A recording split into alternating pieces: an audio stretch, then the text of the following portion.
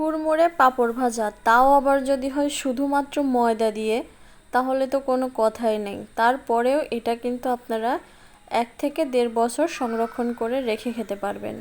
Hello friends, আসসালামু আলাইকুম। আমার চ্যানেলে নতুন একটি রেসিপি দেখার আমন্ত্রণ জানিয়ে শুরু করছি আজকের রেসিপি।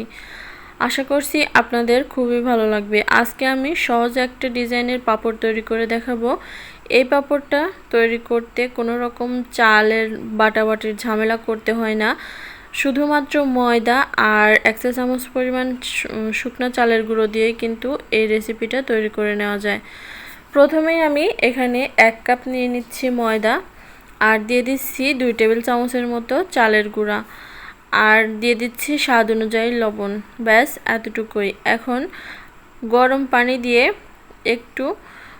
পানি দিয়ে অল্প অল্প করে মাখিয়ে একটা সফট ডো তৈরি করে নিতে হবে।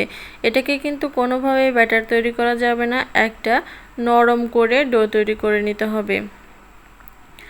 তো এইভাবে করে আমি একটা সফট ডো তৈরি করে নিয়েছি, আর এর কনসিস্টেন্সিটা হবে ঠিক এরকম। আমি আজকে কোনো রকম সিরিজ ছাড়াই এই পিঠাটা তৈরি করব। তো এই পিঠাটা তৈরি করার জন্য আমি এটাকে একটু পাইপিং ব্যাগে ভরে নিলাম। পাইপিং ব্যাগে ভরার পরে এখানে একটা পাতলা পলিথিন নিয়েছি, আর এই পলিথিনটাতে তেল মাখিয়ে নিয়েছি। তেলটা সুতি কাপড়ে ভরিয়ে তারপরে জাস্ট পলিথিনটাকে একটু মুছে নেবেন, সেটাতে তাহলেই কিন্তু হয়ে যাবে। এখন এই তো দেখতে পারছেন আমি কিভাবে ডিজাইনটা করছি। আপনারা আপনাদের ইচ্ছা মতো ডিজাইনগুলো করে নেবেন, যে যেরকম পারেন সে সেরকম করেই কিন্তু ডিজাইনটা তৈরি করতে পারেন। তো আমি এইভাবে করে করলাম, আজকে আপনাদের এই ডিজাইনটাই দেখিয়ে দিলাম। আমার চ্যানেলে আরও অনেক পাঁপড়ের বা সিরিজ পিঠার ডিজাইন আছে, আপনারা চাইলে সেগুলো দেখে আসতে পারেন। তো এভাবে করে আমি সবকটা বানিয়ে নেব।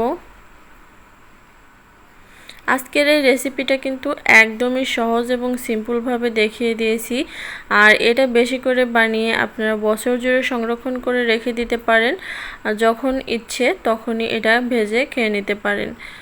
ভালো করে রোদ্রে শুকিয়ে এয়ারটাইট বক্সে রেখে দিলে সারা বছর এটা ভালো থাকে।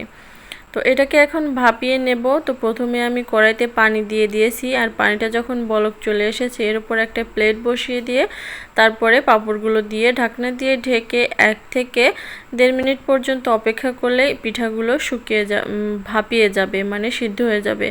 তো এভাবে করে আমি সবগুলো পিঠা ভাপিয়ে নিয়েছি, আর দেখতেই পারছেন এটা কিন্তু পলিথিন থেকে একাই উঠে আসছে। যেহেতু আমরা তেল ব্রাশ করে নিয়েছিলাম, সেহেতু এটা তুলতে কোনো রকম ঝামেলা পোহাতে হবে না।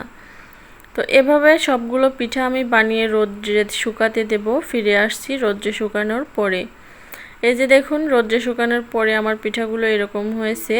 এই পিঠাগুলো যখন ভাজবো তখন আমার ক্যামেরা অফ হয়ে গেছিলো, আমি ঠিক পাই নাই। তো ভাজার পরে এই পিঠাগুলো এরকম হবে। দেখুন কতটা কুড়মুড়ে, দেখে নিশ্চয়ই বুঝতে পারছেন। তো আজকের মতো এখানেই বিদায় নিচ্ছি। সবাই ভালো থাকবেন। আল্লাহ হাফেজ।